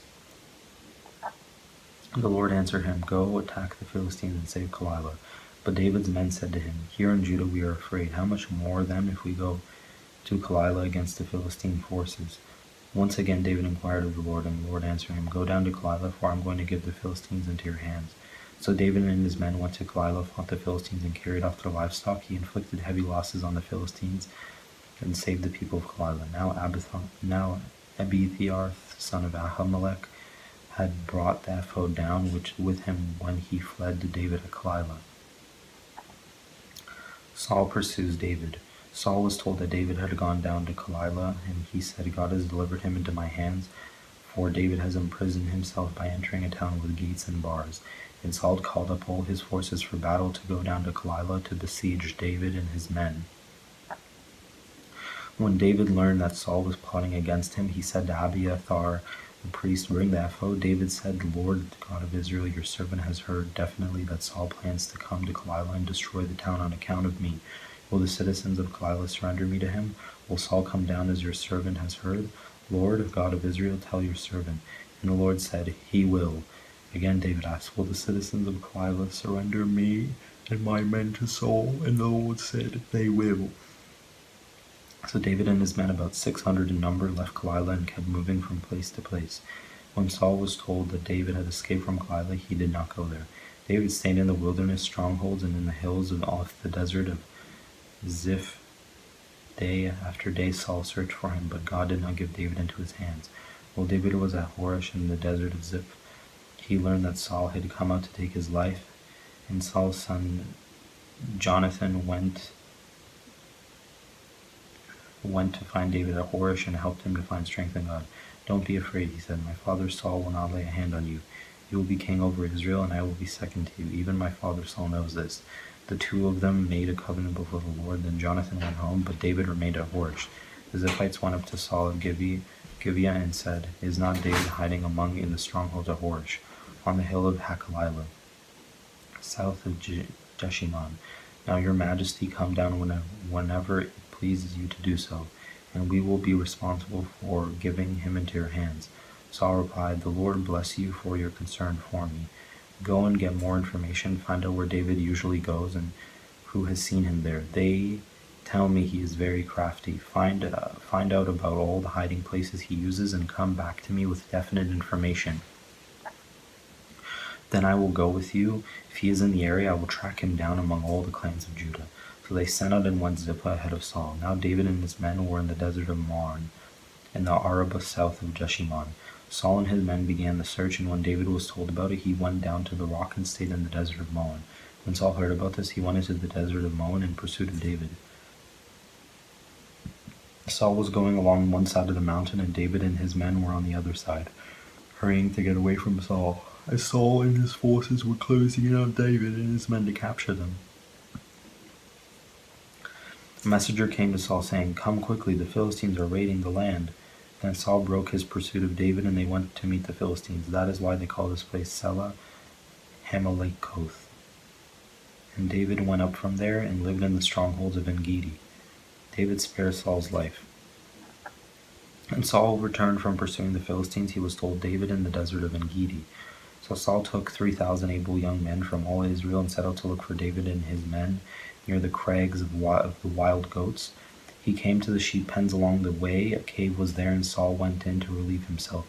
David and his men were far back in the cave. The men said, this is the day the Lord spoke of when he said to you, I will give your enemy into your hands for you to deal with as you wish. Then David crept up unnoticed and cut off a corner of Saul's robe. Afterward, David was conscience stricken for having cut off a corner of his robe. He said to his men, the Lord forbid that I should do such a thing to my master. The Lord's anointed will lay a hand on him, for he is anointed of the Lord." With these words David sharply rebuked his men and did not allow them to attack Saul. And Saul left the cave and went his way. Then David went out of the cave and called out to Saul, "My lord, the king." When Saul looked behind him, David bowed down and prostrated himself with his face to the ground. He said to Saul, "Why do you listen when men say, 'David is bent on harming you'? This day you have seen with your own eyes how the Lord delivered you into my hands in the cave. Some urged me to kill you, but I spared you. I said, 'I will not lay a hand on my Lord, because he is the Lord's anointed.' See, my father, look at this piece of your robe in my hand. I cut off the corner of your robe but did not kill you. See that there is nothing in my hand to indicate that I am guilty of wrongdoing or rebellion. I have not wronged you, but you are hunting me down to take my life. May the Lord judge between you and me, and may the Lord avenge the wrongs you have done to me. But my hand will not touch you, as the old saying goes, from evildoers come evil deeds. So my hand will not touch you. Against whom has the king of Israel come out? Who are you pursuing? A dead dog, a flea? May the Lord be our judge and decide between us. May he consider my cause and uphold it. May he vindicate me from delivering me from your hand." When David finished saying this, Saul asked, "Is that your voice, David, my son?" And he wept aloud. "You are more righteous than I," he said. "You have treated me well, but I have treated you badly. You have just now told me about the good you did to me. The Lord delivered me into your hands, but you did not kill me. When a man finds his enemy, does he let him get away unharmed? May the Lord reward you well for the way you treated me today. I know that you will surely be king, and that the kingdom of Israel will be established in your hands. Now swear to me by the Lord that you will not kill off my descendants or wipe out my name from the father's family."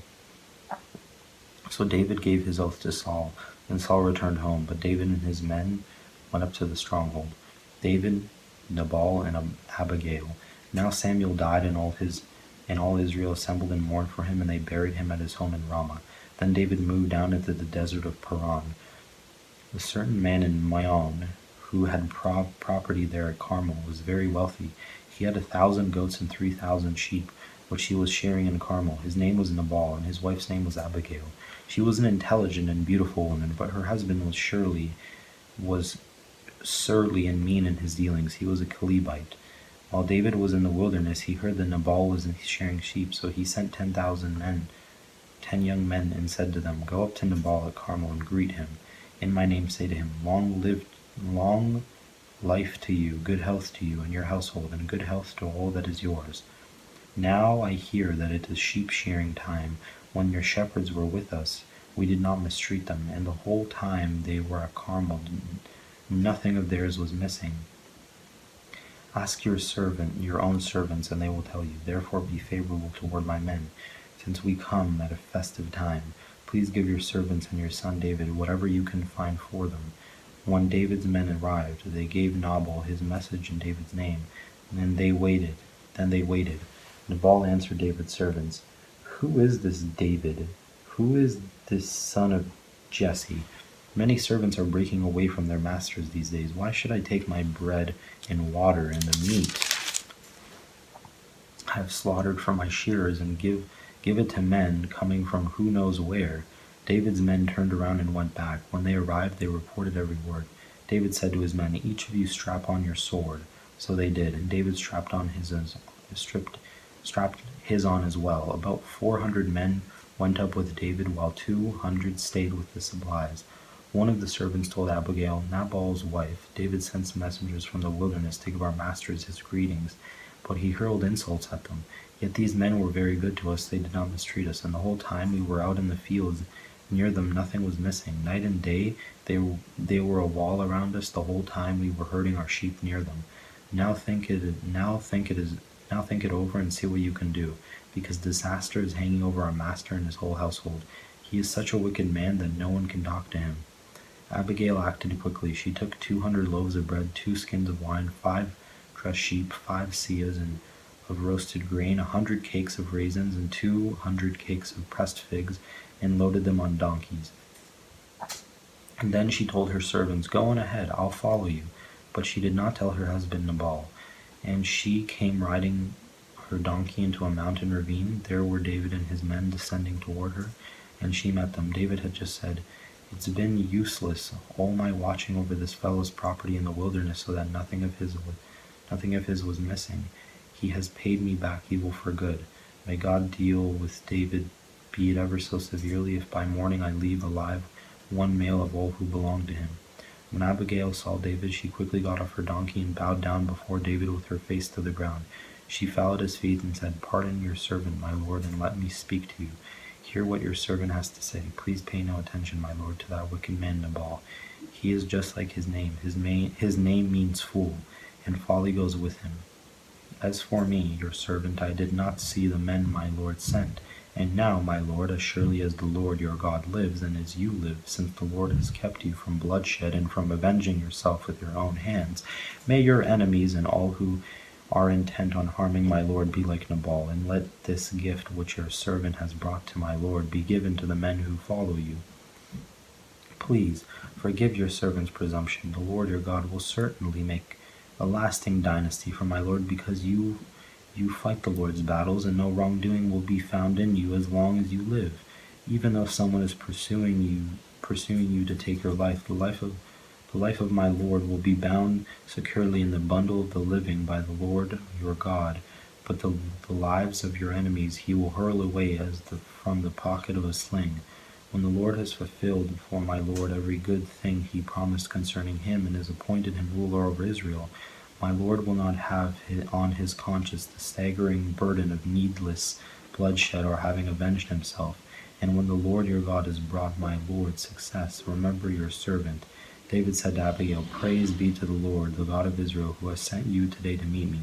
May you be blessed for your good judgment and for keeping me from bloodshed this day, and from avenging myself with my own hands.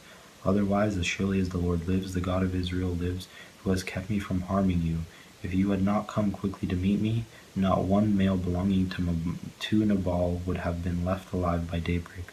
Then David accepted from her hand what she had brought him and said, "Go home in peace. I have heard your words and granted your request."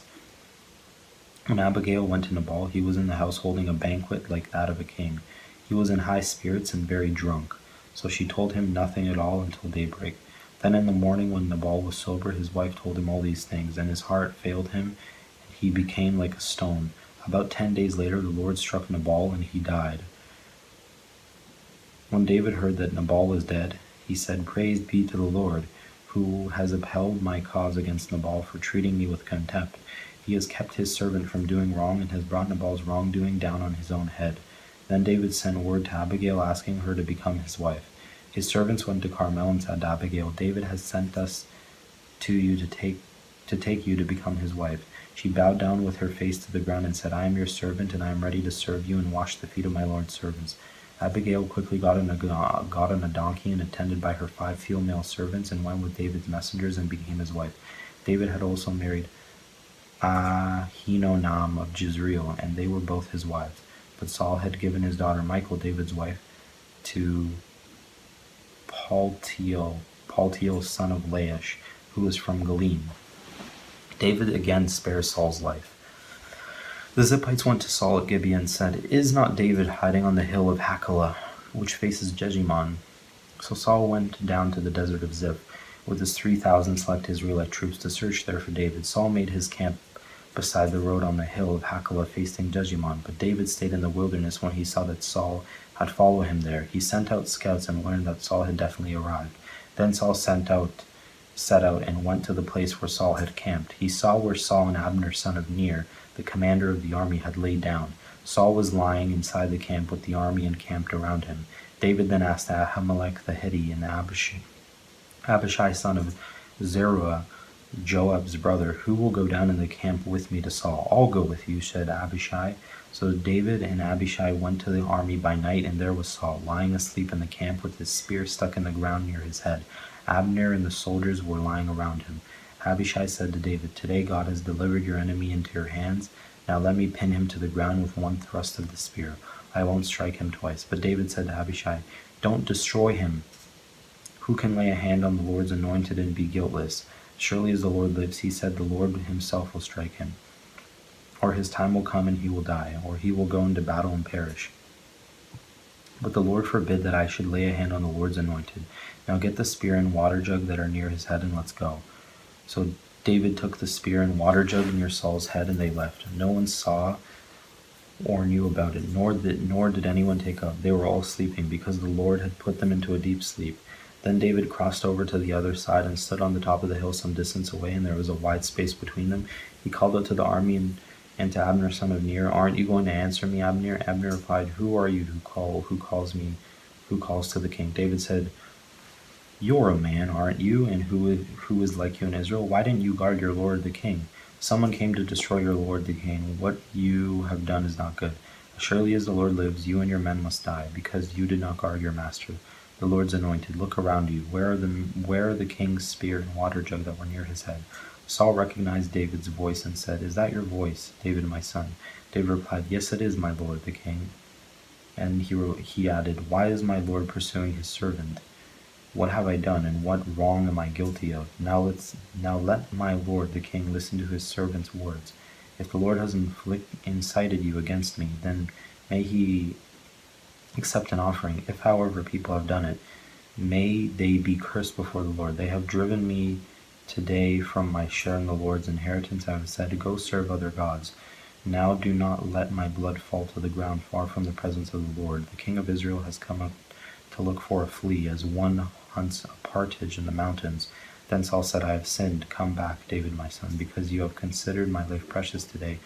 I will not try to harm you again. Surely I have acted like a fool and have been terribly wrong.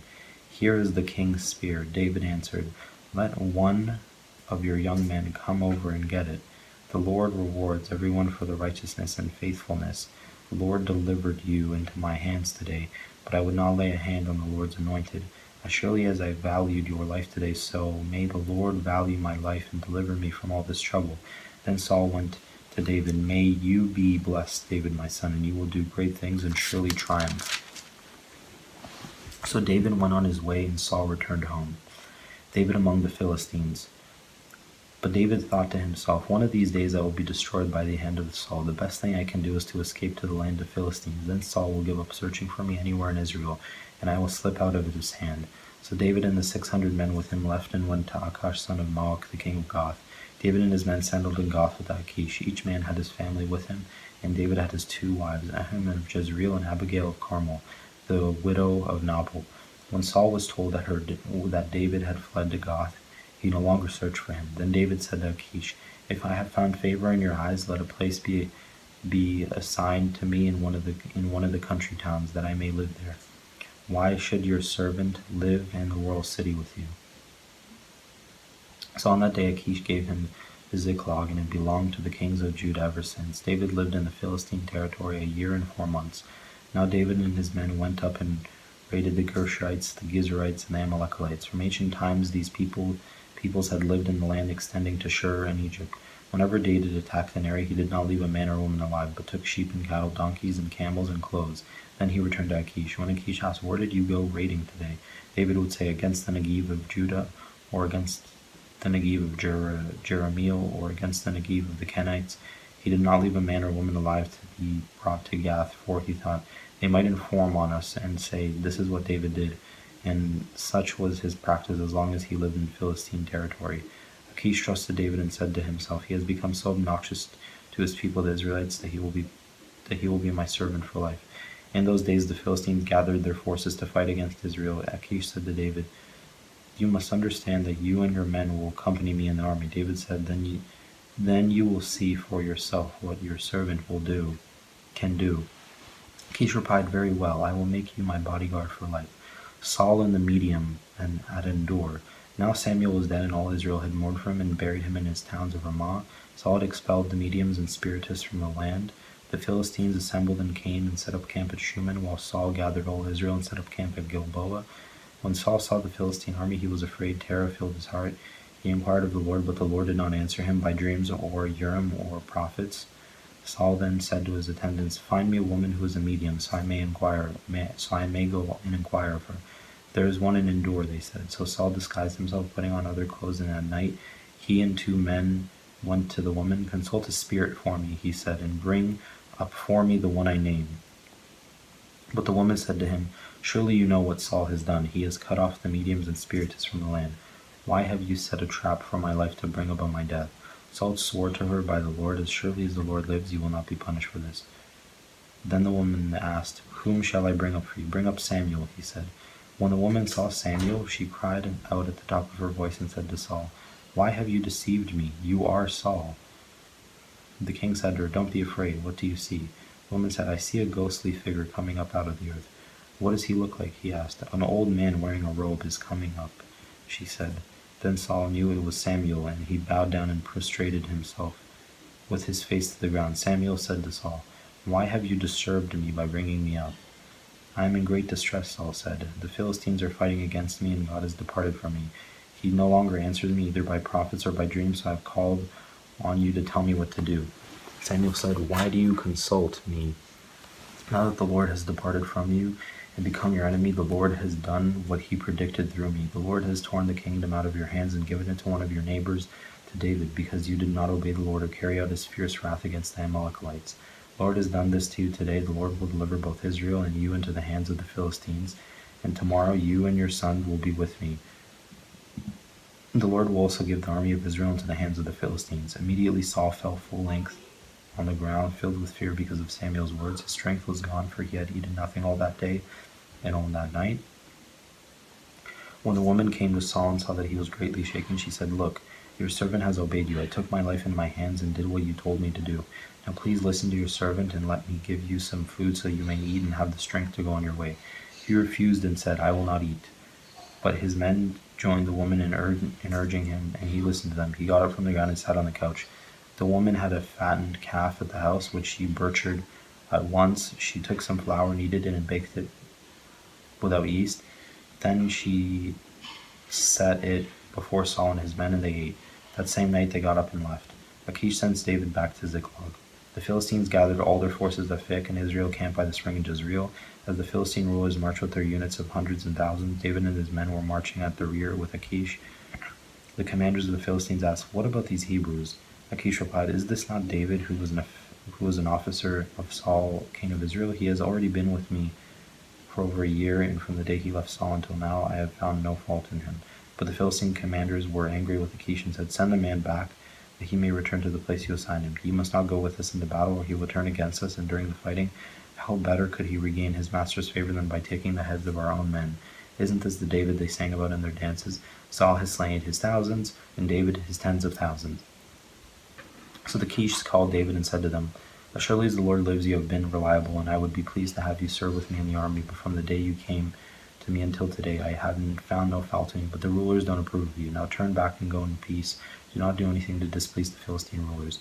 "But what have I done?" asked David. "What have you found against me, against your servant from the day I came to you until now? Why can't I go and fight against the enemies of my lord the king?" Achish answered, "I know that you have been pleasing in the eyes as an angel of God. Nevertheless, the Philistine commanders have said, 'He must not go up with us in battle. Now get up early along with your master's servants who have come with you, and leave in the morning as soon as it is light.'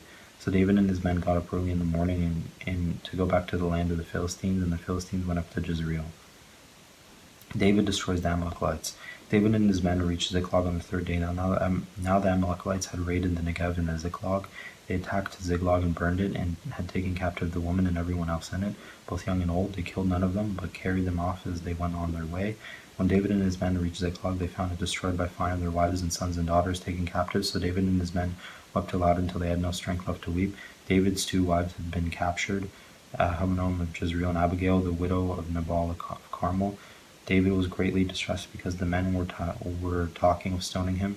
Each one was bitter in spirit because of his sons and daughters, but David found strength in the Lord his God. Then David said to Abiathar the priest, the son of Ahimelech, "Bring me the ephod." And Abiathar thought to him, but David inquired of the Lord, "Shall I pursue this way running? Will I overtake them?" "Pursue them," he answered, "and you will certainly overtake them and succeed in the rescue." David and the 600 men with him came to the Besor valley, where some stayed behind. 200 of them were too exhausted to cross the valley, but David and the other 400 continued the pursuit. They found an Egyptian in a field and brought him to David. They gave him water to drink and food to eat, part of a cake of pressed figs and 2 cakes of raisins. He ate and was revived, for he had not eaten any food or drunk any water for 3 days and 3 nights. David asked him, "Who do you belong to? Where do you come from?" He said, "I am an Egyptian, the slave of an Amalekite. My master abandoned me when I became ill 3 days ago. We raided the Negev of the Kerethites, some territory belonging to Judah, and the Negev of Caleb, and we burned Ziklag. David asked him, "Can you lead me down to this raiding party?" He answered, "Swear to me before God that you will not kill me or hand me over to my master, and I will take you down to them." He led David down, and there they were, scattered over the countryside, eating, drinking, and reveling because of the great amount of plunder they had taken from the land of the Philistines and from Judah. David fought them from dusk until the evening of the day, and none of them got away except 400 young men who rode off on camels and fled. David recovered everything the Amalekites had taken, including his 2 wives. Nothing was missing, young or old, boy or girl, plunder, or anything else they had taken. David brought everything back. He took all the flocks and herds. All his men drove them ahead of the other livestock, saying, "This is David's plunder." Then David came to the 200 men who had been exhausted to follow him and were left behind at the Besor Valley. They came to meet David and the men with him. As David and his men approached, he asked them how they were, but all the evil men and troublemakers among David's followers said, "Because they did not go out with us, we will not share with them the plunder we recovered. However, each man might take his wife and children and go." David replied, "No, my brothers, you must not do that with what the Lord has given us. He has protected us and delivered into our hands the raiding party that came against us. Who will listen to what you say? The share of the men who stayed with the supplies is to be the same as that of him who went down to the battle. All will share alike." David made this a statute and ordinance for Israel from that day to this. When David reached Ziklag, he sent some of the plunder to the elders of Judah who were his friends, saying, "Here is a gift for you from the plunder of the Lord's enemies."